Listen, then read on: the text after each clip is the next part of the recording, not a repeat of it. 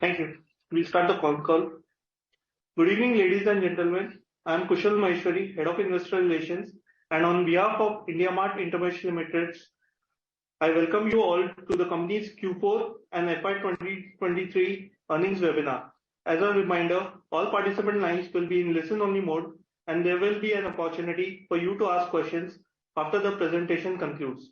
Joining us today from the management side, we have Mr. Dinesh Agarwal, Chief Executive Officer, Mr. Brijesh Agarwal, Full-time Director, Mr. Prateek Chandra, Chief Financial Officer. Before we begin, I would like to remind you that some of the statements made in today's conference call may be forward-looking in nature and may involve risks and uncertainties. Kindly refer slide number 3 of the earnings presentation for the detailed disclaimer. Now, I would like to hand over the call to Mr. Dinesh Agarwal for his opening remarks. Thank you, and over to you, Dinesh. Thank you, Kushal. Good evening, everyone, and welcome to IndiaMART's Quarter 4 and FY 2023 earnings webinar. We have already circulated our earning presentation, which is available on our website as well as stock exchange's website. I'm sure you would have gone through the same, and I would be happy to take any questions afterwards. I'm pleased to report that IndiaMART has delivered a consolidated revenue from operations of rupees 269 crores in the fourth quarter and 985 crores in the full year, representing a year-on-year growth of 33% and 31% respectively. Collections from customers for the entire year grew from 934 crores to rupees 1219 crore rupees on the consolidated basis. Deferred revenue as on 31st March stood at 1162 crore. This growth was primarily driven by increase in the average revenue per customers and the increase in the number of paying subscribers. In addition to this, the acquisition of the accounting software services segment in the first quarter of the last financial year has further contributed to this growth. Continued growth momentum in the paying subscription suppliers is largely driven by recovery across industries and demand for digital transformation due to accelerated internet adoption as well as our product market fit. Total traffic on the platform and resulting unique business inquiries remain stable at 252 million and 22 million respectively. 90-day repeat buyers also standing at approximately 53%, represents the continued trust on the platform. On the people front, we continue to build the organization. During the last year, we have added almost 900 new employees, taking the total employee headcount to 4,583. Going forward, further increase in employee base over the next year will be in line with the growth in the number of customers at IndiaMART as well as other businesses. Before I would conclude, I would like to say that we are happy to close the financial year with good growth on almost all important metrics, and we are optimistic about the next year. An improving macroeconomic environment, increasing internet adoption by businesses, and our strengthening value proposition will support the growth momentum of IndiaMART. Now I will hand over the call to Brijesh to update about the accounting business, especially Busy Infotech. Thank you, and over to you, Brijesh. Hi, good evening, everyone. Busy has delivered a billing of 17.7 crores in Q4 and 54.6 crores in the entire FY23. This represents a year-on-year growth of 16% and 18% respectively. The revenue from operations was 11.6 crores in Q4 and 43.3 crores in the entire FY23, representing Y-on-Y growth of 9% and 22% respectively. The EBITDA for Q4 was at 0.7 crores at about 6% margins, and for the entire year this was 10.3 crores with 24% margin. The net profit for the quarter was 1.4 crores and for the entire year it was 10.3 crores. Busy also generated positive cash flows from operations of about 6.2 crores in Q4 and about 20.6 crores during the entire year. As all of you are already aware, we had adopted IndiaMART post our acquisition of Busy, and hence to facilitate comparison of FY22 and FY23's data, we have restated FY22's data also as per IndiaMART. The earlier numbers that you saw were reported based upon GAAP. So during the quarter, we also sold about 8,000 new licenses, and therefore our total count of licenses sold is at about 3.31 lakhs at the end of March 23. The overall performance has been in line with our expectations and what we've communicated. We've met our goal of doubling the growth rate of the business in our first year of acquisition. And we hope to continue to do better in this year. With this, I will hand over the call to Prateek so that he can talk about the financial performance here. Thank you, everyone. And Prateek, please. Thank you, Brijesh, and good evening, everyone. I will take you through the financial performance for the quarter and fiscal year ending March 2023. Consolidated revenue from operations was rupees 269 crores in the fourth quarter, and on a full year basis, rupees 985 crores, representing year-on-year growth of 33% and 31% respectively. Deferred revenue for the year stands at 1162 crores, an increase of 28% year-on-year basis. As these numbers include accounting software segment which we acquired in this particular year, on a like-to-like basis, standalone revenue from operations for the quarter were at rupees 256 crores, and for the year at rupees 939 crores, representing a year-on-year growth of 28% and 25% respectively. And deferred revenue were at 1134 crores, representing a year-on-year growth of 25%. On a full year basis, consolidated EBITDA was rupees 268 crores, representing a margin of 27%, while net profit was rupees 284 crores with a margin of 24%, and cash flow from operations was rupees 476 crores. As of March 31st, 2023, cash and treasury balance stood at rupees 2,335 crores. Board of Directors have recommended a final dividend of rupees 20 per share for this fiscal year 2023, and further recommended a bonus issue of 1:1, that is 1 new share for every 1 existing share, subject to the approval from the shareholders. Thank you very much. We are now ready to take on questions. Thank you, Pradeep. We will now begin the Q&A session. If you wish to ask a question to the panelists, kindly raise your hand and allow camera and microphone access. Alternatively, you may type your question in the chat menu and we will revert on it. Please restrict to 2 questions so that we may be able to address questions from all the participants.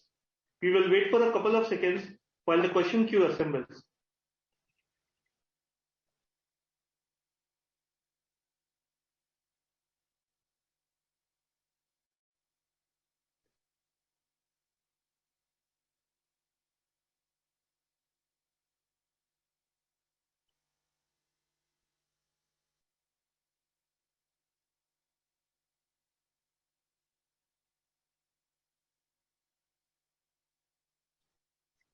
First question is from the line of Vivekanand from Ambit Capital. Please go ahead.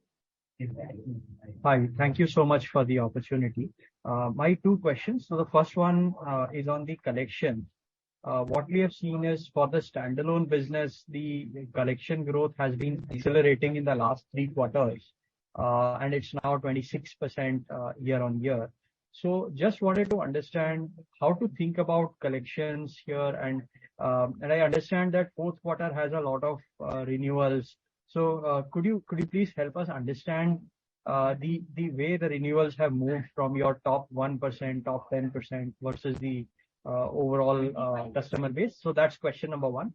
The second question is on the margin side, we saw that the margins are still getting hit because of investments. So I just wanted to understand how to think about margins as we head into FY24? Thank you. Hi, thank you, Vivekanand. On the renewal side, as I've been guiding, we are probably about 90% of pre-COVID levels. And the good part is that platinum renewals and gold renewals continue to be very good. So gold and platinum renewals are or the churn is less than 1% per month. However, between the silver side, the renewals would be split between monthly and the annual. And while on the annual side, we are running at about 30% churn, which is about 3% per month. And on the monthly side, about 5% per month. So that's the typical journey of a SME. And we have seen that, ever since the COVID has hit, at the bottom of the pyramid, while there is higher adoption for internet, the churn continues to be high. While as the people move up the value chain and learn about internet and move to the gold and platinum subscriptions, the churn continues to actually be reduced. If you see our top 1% customers contribute about 17% of the revenue, which is about 2,000 customers, giving us about 9 lakh rupees per year. And top 10%, which is about 20,000 customers, this has moved to now 2,36,000 rupees. I remember very distinctly this number used to be 1,80,000 rupees at around COVID time. So we have moved from 1,80,000 rupees to 2,36,000 rupees in less than 2 years or 2.5 years or so. Even if you remember, the top 10% of the customer used to contribute around 40% of the revenue, which is gone up to the 45 and then 46 and then 47. Despite the fact that last year we have had the highest number of customer additions at the bottom. We used to do about 22,000 customers per annum if you see historically. And last year we have added about 33,000 customers in the net customer addition. So I think if you look at overall basis, I think we are doing well. In terms of margin, Q4 is always because from the 1st of January we do the annual reviews. So there is a sudden jump of 50% on the salary bill, as well as since there is a higher collection, there is a higher incentive and higher expenses which go upfront, and that is why the margin is subdued. Otherwise, I think we will get back to that 28% margin soon. And then, as I have been guiding, we will try and target to reach 30% by the end of this year. Sure, thank you. Just one follow-up on the first answer. So, Dinesh, on the renewals, you said they are 90% of pre-COVID levels. Is it 90% in platinum and gold or overall? I'm just trying to understand, how to look at the renewals.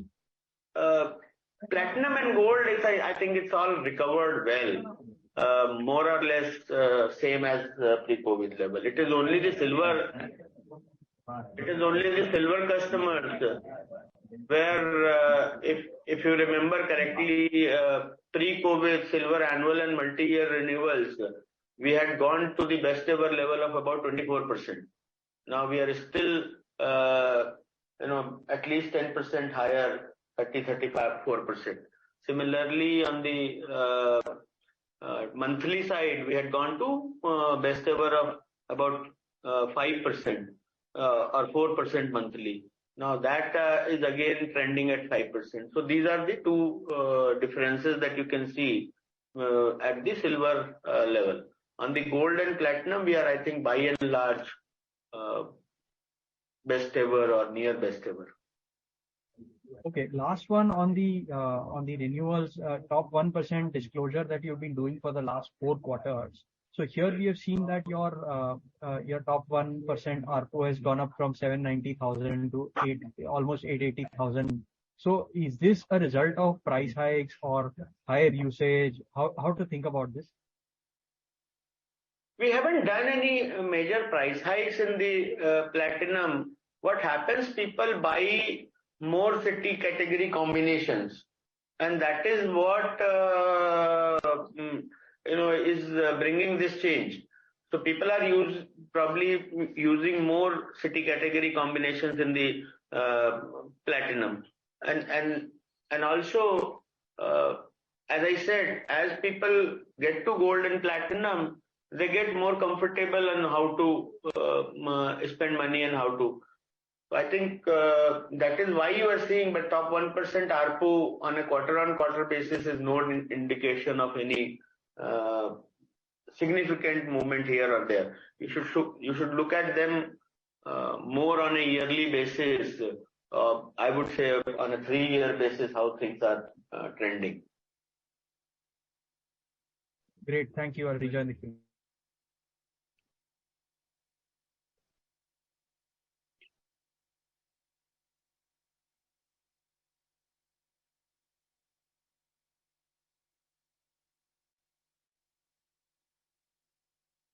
Thank you, Vikrant. We'll take the next question.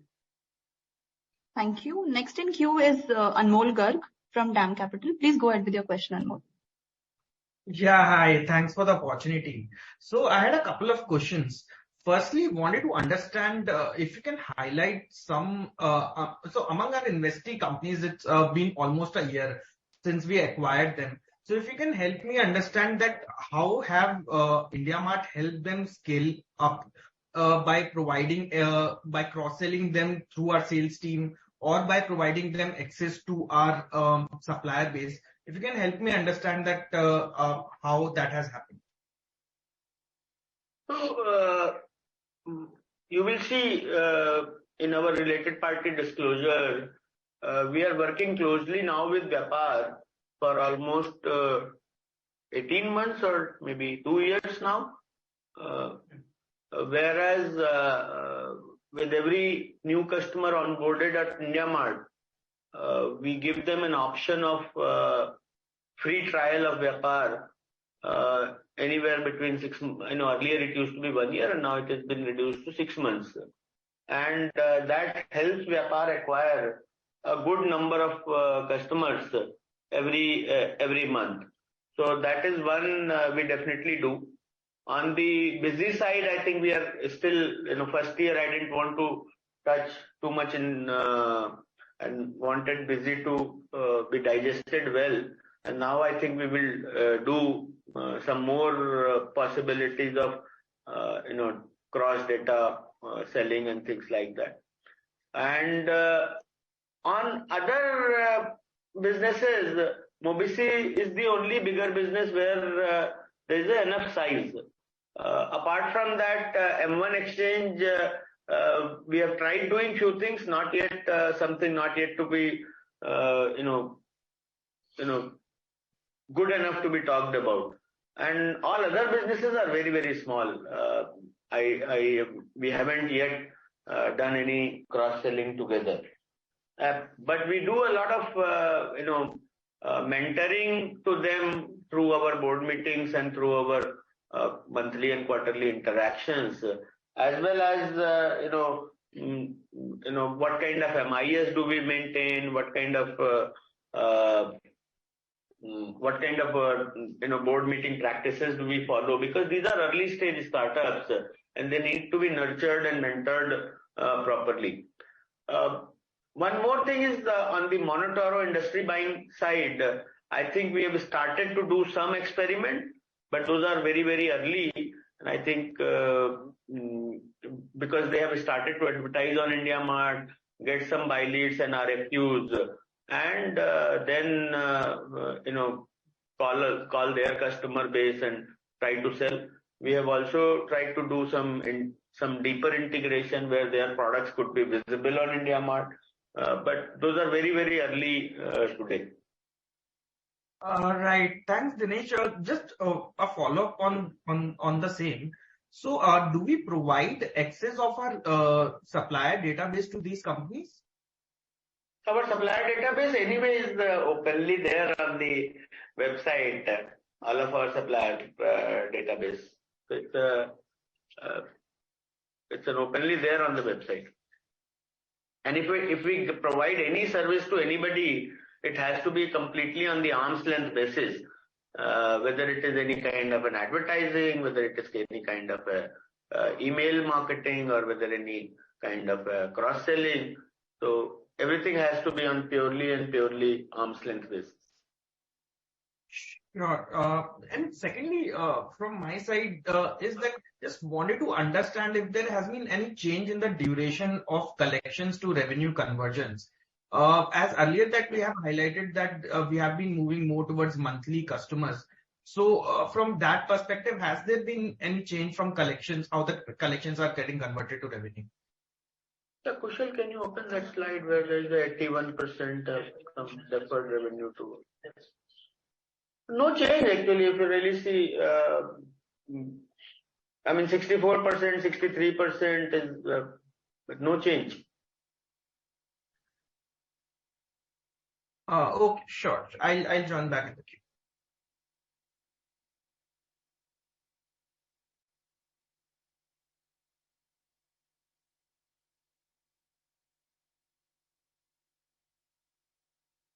Thank you. Next in queue is Swapnil from JM Financial. Hi, Swapnil. Please go ahead with your question. Hi, thanks for the opportunity. So I had 2 or 3 questions. First on the traffic side.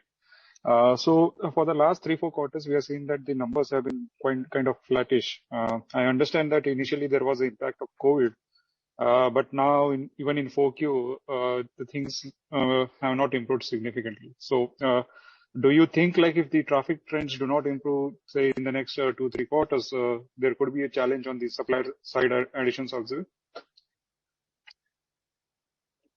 See, our supplier base was already 1.5 lakh before COVID, and then traffic jumped to almost 1 billion from 750 million, and we are currently on the same run rate, 252 million per quarter.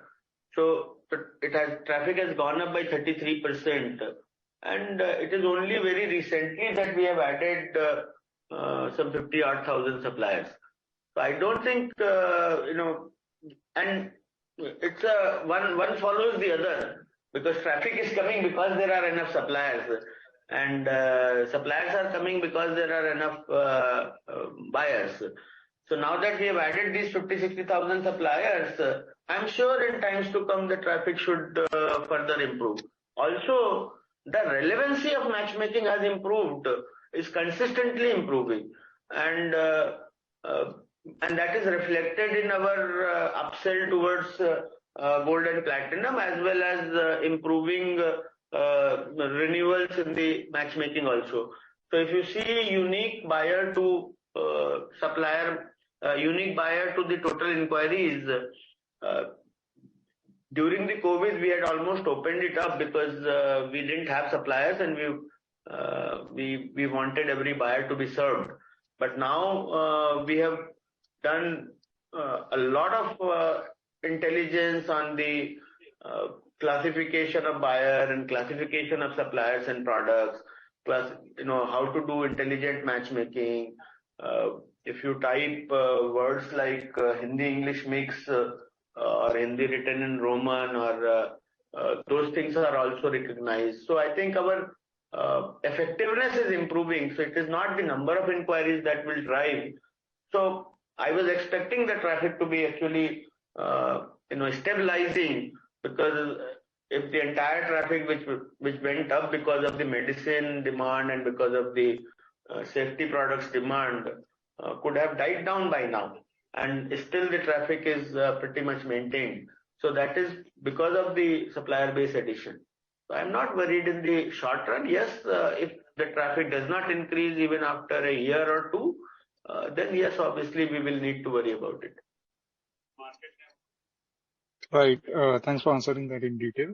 The second question is on the supplier addition side. Now, you have been guiding that we will add around 8 to 9,000 suppliers every quarter. My question is 4Q is typically the best quarter for you guys. And this quarter also, you have added only 8.3 thousand suppliers. Would you continue to stick to the guidance for the next year as well? Or, I mean, given that you did allude to the fact that the suppliers at the lower packages, the churn at that range is significantly higher even now. So just wanted to get your sense, is that 8 to 9,000 additions per quarter maintainable even in a scenario like this? Yeah, I think 8,000 definitely should be maintainable. And, because we are also expanding our footprint in terms of new acquisition. We had significantly reduced our footprint during the entire COVID time, whether it was our own people or whether it was the channel people. So all of that has been done in the past year or so. We continue to open new branches and new locations. So I think I would still try and see that anything upwards of 8,000 should be maintainable at least for this year. For next year, when the supplier base, the base of the supplier becomes 240,000 or 250,000, then we'll see how to address the overall churn, because the churn happens on the total supplier base.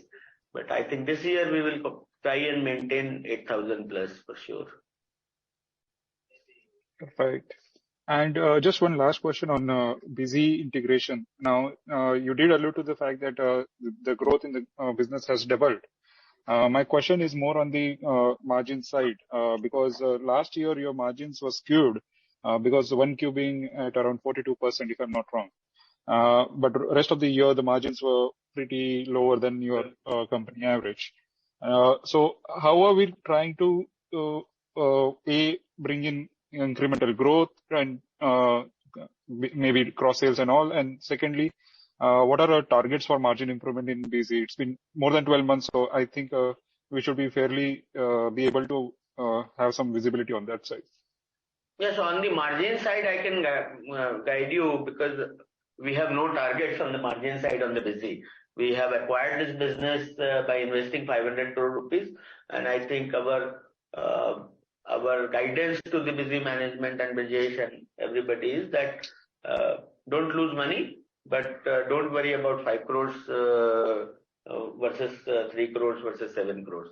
So I don't think we should measure and over the next 2-3 years, as long as they are cash positive and continue to improve on product and improve on sales, margin side we should not be worried. On the sales side, Brijesh, can you help me? So, if you look at Swapnil, overall we adopted Ind AS in the last year. And therefore, when you look at margins, etc., on a Q-on-Q basis, we're still in that phase where we are trying to grow the business. And the growth in the overall collections will result into growth in the revenues in the times to come.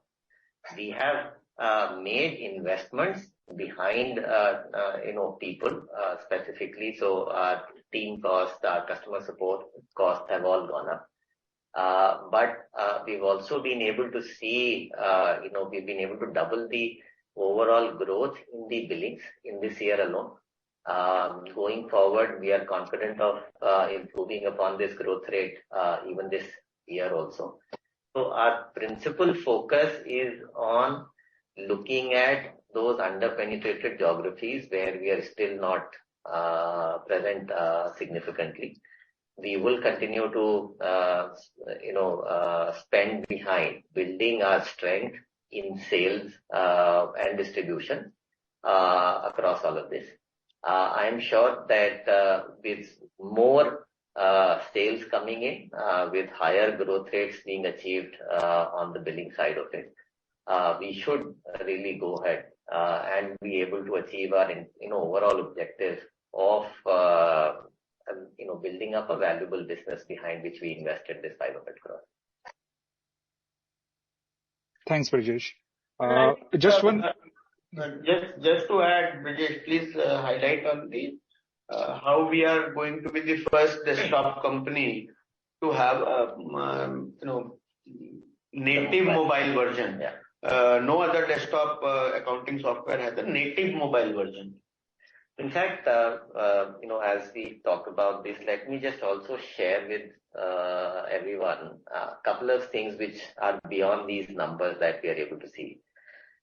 In the last year itself, we have now become the only desktop-based accounting software company in India which has a official mobile app that connects with your desktop accounting software.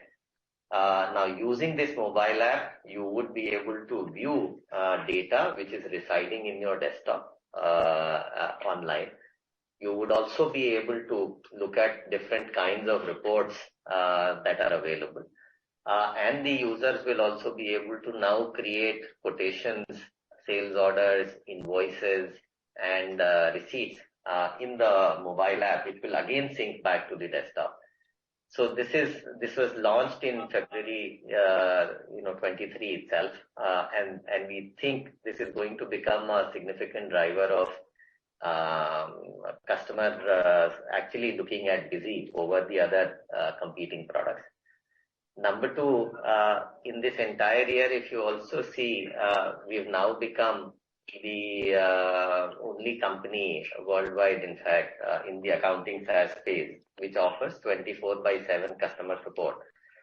So you can, call on our helpline any time of the day, except for those 10 gadgeted holidays. There will be somebody to assist you with all your requirements there. So, in fact, we're building upon these individual fundamental pillars in the business, which will help us drive better growth in the business. Right, Brijesh, thanks a lot for that. Just one clarification. In the beginning of the call, we mentioned that you expect margins to move towards 28% very quickly, and then by the end of the year, 30%. For a full year basis, would it be fair to assume that you would be somewhere between 28 to 29%, the EBITDA margins in FY24? Yeah, so it would be difficult to comment on the specific percentages that we would achieve a year later.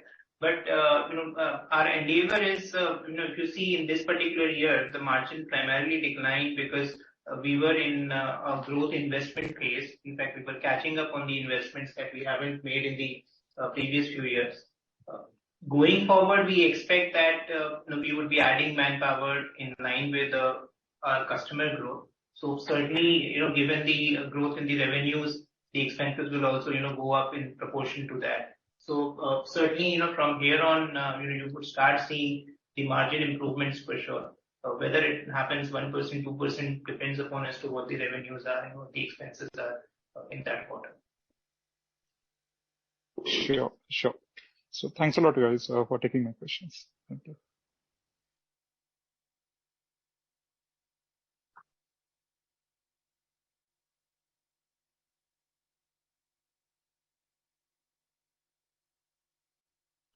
Thank you. Next in queue is Ruchi Mukhija from Elara Securities. Hi, Ruchi, please go ahead with your question.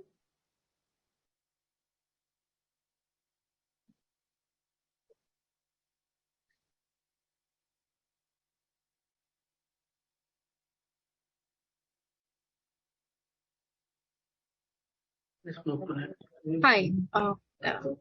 So my question is kind of building on earlier participants' question regarding the traffic and the unique inquiries.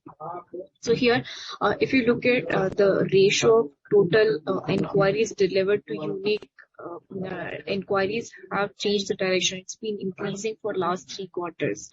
This year, if you look coupled with about 20% plus growth in your paying supplier base, implies diminishing value of the platform for each paying supplier. Is that the right way to look at? And I have I would say, a related question here.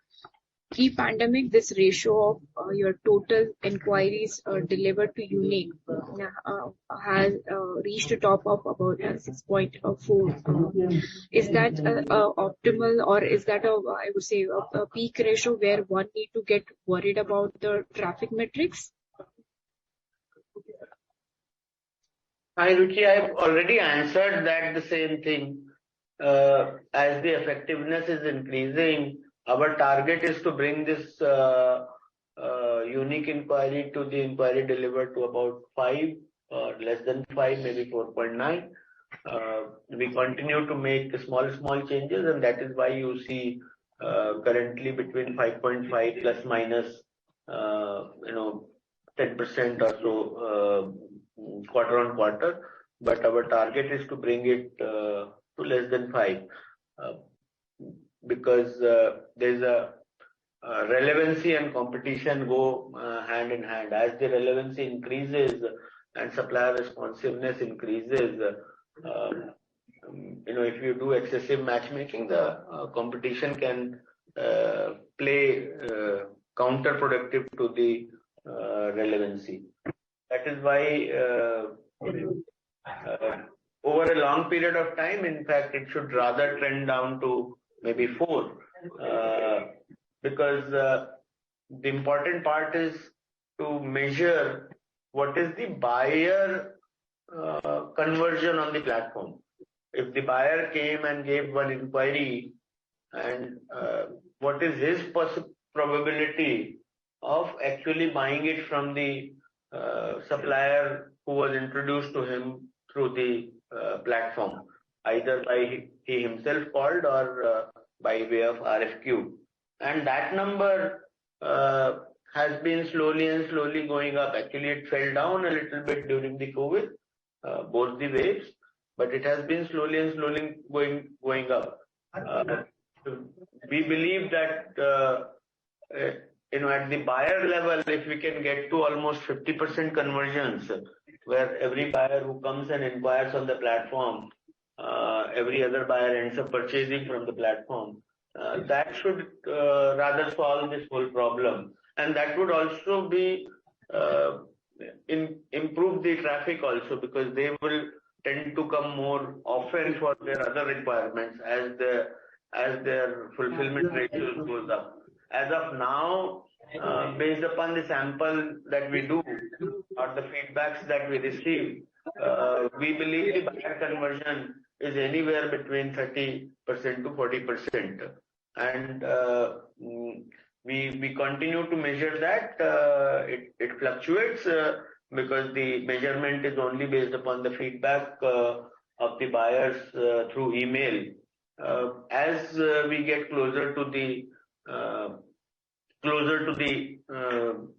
transaction by way of our lead manager or by way of our message center, I think we will have better ability to measure the buyer conversion. So in the near term, I'm not worried, yes, but in the long run, buyer and supplier traffic cannot move differently. They have to move in sync with each other. They may lag or lead each other, but they have to finally become in sync.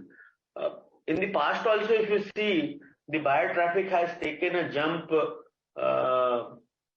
step function jump. One jump you can see between FY16 and 18, and then there was some kind of a stabilization, and then the second jump again that you can see. Every time there is a jump happens, there is a stabilization that happens. I believe that next year onwards, we should be able to focus more on buyer traffic. Thank you for that detailed answer. I get what you are trying to say, that in a very short period of time, it's very difficult to match the growth frequency of buyer and supplier, but over long period, they should run hand in hand. Here, what I'm trying to just assess is that at what level it turns worrisome for IndiaMART. How you look for that signal or that trigger in your business where it's turning, I would say, concerning for you.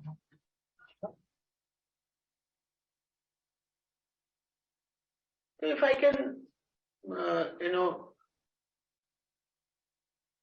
if I don't have even 50 unique buyers for a supplier in a month, then probably I would start to worry. As long as I have anywhere upwards of one buyer and up to 2 buyers, I'm fine. Currently, we might be having closer to 4 buyers per unique supplier, per unique buyer. So I think I would still have at least 50% headroom from where we are. So up to 3 lakh suppliers, I should not be worrying. But yes, beyond 3 lakh suppliers, I should be worrying if the traffic does not move up. Understood. Thank you.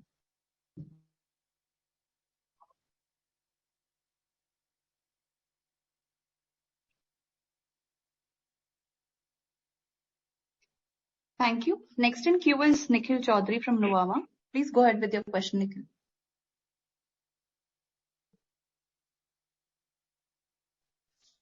Hello. Hey, hi. I have a couple of questions. First is on higher churn in silver category. It's been like quite some time and churn continue to remain high. Earlier there used to be case where we have less number of employee per supplier in support category. So maybe the experience got impacted during those time, but we have filled those gap, and despite of that, we are seeing higher churn. Can you give some color on that, or is it due to higher pricing, maybe? Pricing, not necessarily, because we are currently running at silver monthly pricing, which we were at in 2018-19. In fact, possibly we'll see if we can, whatever 500 rupees discount that we gave during the COVID, we should now, recover that back.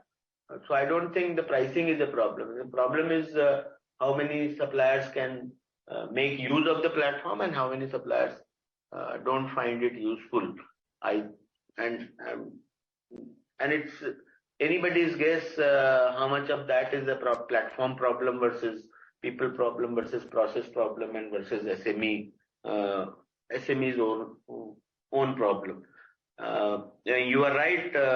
Why can't it be similar churn or even better churn numbers as pre-COVID? I would also be working towards that. That's the only thing that I can say. And the one little change that you can say is because the overall churn of the supplier is dependent on the first year mix versus second year mix versus third year mix. Currently in the silver monthly, because during the COVID we lost most of the customers that we lost was silver monthly customers. We were probably down to 35,000 or so. Now in the last year or so, I think a lot more number has been added to the silver monthly only. So and the early churn is always high, and the same is true for the monthly customers, annual customers also.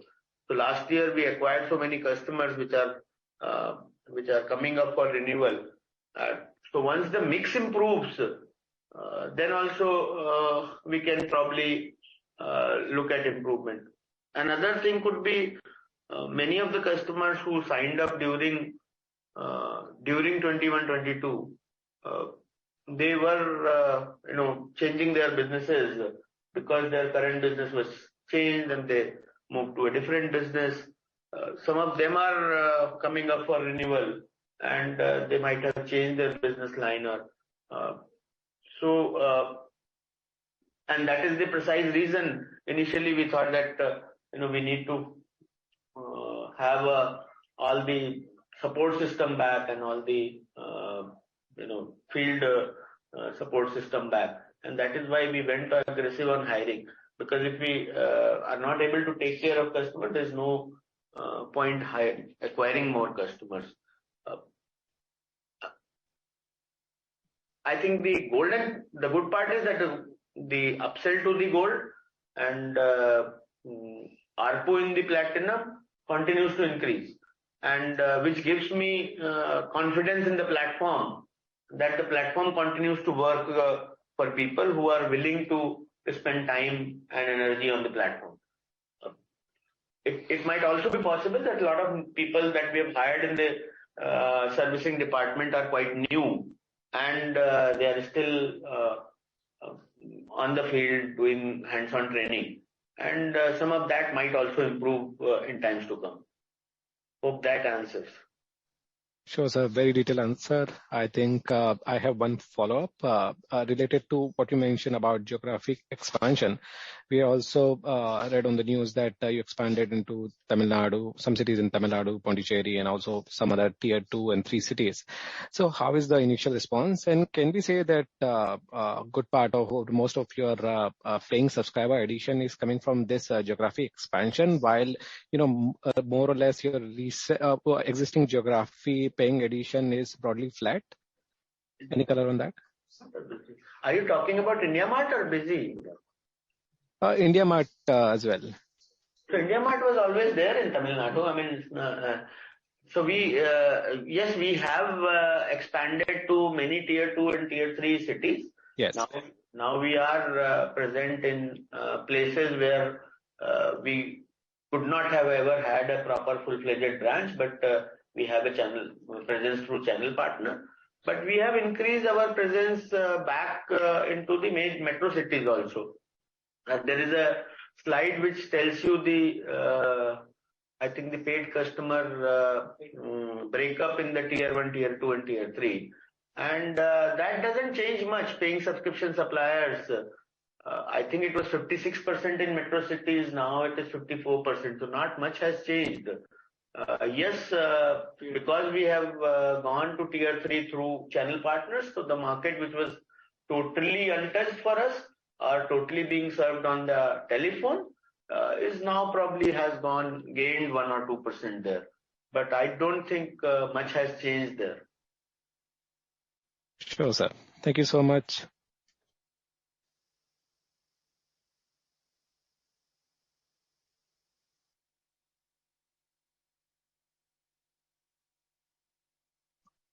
Thank you. Next in queue is Amit Chandra from HDFC Securities. Please go ahead with your question, Amit.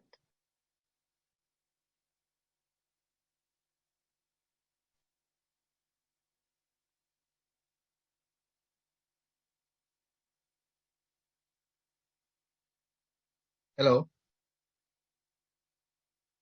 Yes, we can hear you. Yeah. Yes, sir. Thanks for the opportunity. So my simple question is, obviously we have seen very strong collections. It has increased quite well.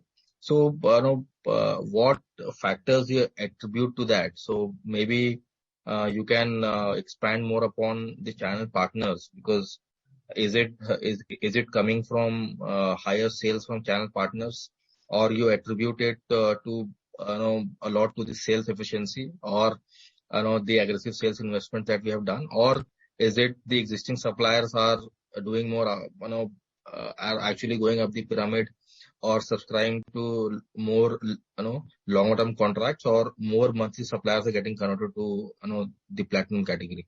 So, if you can throw some light, which part is actually, Thank you. Actually, yeah, is actually leading to that, yeah. Effectively, all of above. The answer goes is all of above. But let me see which one is the highest contributor probably. So highest contributor would be expanded customer base, because earlier we used to expand at max 15-16% of the customer. This time we have expanded almost 20-21% on the customer base. So that obviously increases the collection. And as the people who came up for renewal who were acquired, if you see, our customer base has started to increase about October, November, December of 2021. From October, November, December 2022, once they come up for renewal, a lot of them are met due to renewal, and at that point of time they decide to upgrade. So many of them have upgraded. So probably most of the collections comes from 80% of the collections come from these upsells and renewals on the expanded customer base. So most of it would be so the first year growth, first 6 months growth or 9 months growth happens because we expanded the network, which we did not expand since March 2020. We expanded the network after 18 months. And then I think the later part of the growth on the collection started to come mainly from the renewals and upsells. Okay. And on the price hike, what is our strategy here? So, is it an annual price hike, or we do it when we suppose we have 6-7 different tiers of the packages. Silver monthly is priced at currently 2,500 rupees per tax plus tax. Silver annual is currently at 25,000 rupees plus tax, and then Trust Seal is priced for 45,000 rupees for 1 year, and then 60,000 rupees for 2 years, and 80,000 rupees for 3 years. Similarly for gold, maximizer price, and then multiple tiers in the star and leader. So it's not that we do one price hike at across all the products at one go. No, we generally try and see whenever we feel like there is enough traction in one particular product, or so then we make small changes in price, sometimes in platinum one segment, or sometimes in Trust Seal, sometimes in maximizer. On the bottom of the pyramid, we do maybe one price hike once in 3 years. And as I said, this price hike that was done in 2018 was actually reverted back in 2020. So we will see about that. So there is no significant trend on price hike. Okay. And sir, my last question is on the Busy. So if you can throw some more light on what is the cross-sell opportunity. I know there is a huge cross-sell opportunity that you talked about. So what is the success that you have got in terms of cross-sell, and how many of our existing suppliers are using Busy? So essentially, as we said, the first year for Busy was primarily focused on stabilizing the acquisition itself. As you understand, the people, the channel, they all have their own questions and queries. We still think that Busy as a business, initially we would want to focus on growing that business on a standalone basis. Second step, we will take some assistance in terms of getting leads for acquiring additional customers for Busy from IndiaMART. And I think it's only in the step after that we would start looking at possibilities of cross-selling and upselling. As of now, for a year or two, we would still continue to focus on growing Busy first before looking at these cross-sell opportunities for IndiaMART coming in from Busy. Okay, thank you, sir.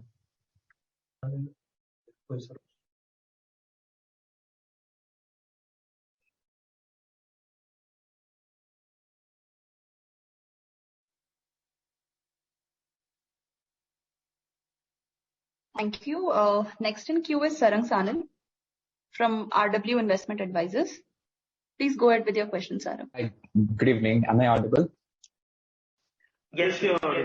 Yes, thank you. I have two questions. So the first one is, during our last con call, you had mentioned that we'll be targeting an ARPU growth of 4 to 6% for next year, while early last month on the media, you had pushed this number a little higher. So would this be coming from price hike or the adoption of more cities category by the paid suppliers, like you noticed with the platinum customers? Both, I think there is no. I mean, I can't break it up between the two. Price hike is easier to break up, but some people taking more number of city combination or more number of categories versus the mix change also, because last year most of the customers were at the bottom of the pyramid. Now they will move up to the TrustSeal and others, or even in the second year. So as the customer aging improves, their revenue also improves because of the typically 20% of their customers upsell when it comes to renewal. So I think it's a blend of 2-3 things that brings us about 5-7%, 5-6% ARPU growth. Okay, so you're confident for 5-7%, right? That's So my other question is on the registered buyer slide. Right? Here, my understanding is just a customer sign up puts me on the registered buyer figure, but only once I submit an RFQ, I get into the active buyer figure. Right? I completely understand how you're optimizing the business inquiry side through algorithmic changes and all. Here, there's a different situation where paid suppliers are coming in from one side, but the ones interested in submitting an RFQ on the buyer side is just stagnant for the past 3 years, right? So are we planning to improve this engagement metric in some way, or are we just fine? So, yeah, those who have submitted any RFQ in the last 12 months, pre-COVID it used to be at 30%, and now it is at 37, 38, 30% means 30 million. Now it is at 37, 38 million. So there also is the same growth as the unique business inquiries growth. So I think the same question comes back to the increase in number of buyers. As I said, another 50,000 customers, if the buyers don't increase, I think I'm not worried. But as we add 1 lakh customers, then buyers must increase, and it should increase because otherwise the customers will not increase. Right, but my understanding is, last 3 years the paid suppliers have gone up significantly, but the active buyers part. Only last 1 year paid suppliers have gone up significantly. The paid suppliers were 150,000 on 147,000 on March 2020, and they were 147,000 on October 2021. And if you really see the paying suppliers have been growing at 15-16% CAGR versus the buyers have been growing at 20-odd% CAGR. So buyers have been growing much higher rate. If you go to the unique inquiries slide, yeah, so that's been growing at 21% CAGR. So I think we are fine there. So you're not worried about the active buyers number not increasing? Not as of now. Not as of now. Sure. Okay, sir. Thank you. Thank you very much. It has been a very engaging session. I would now like Dinesh to give a concluding remarks.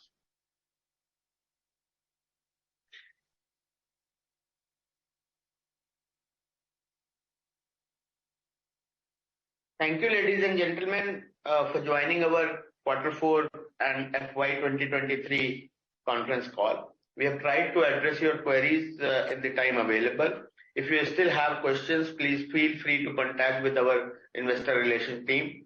Their contact details are available on our website. And wish you all a very good next financial year. And we'll see you soon in July. Thank you. Thank you, everyone. On behalf of IndiaMART, we now conclude this webinar. Thank you.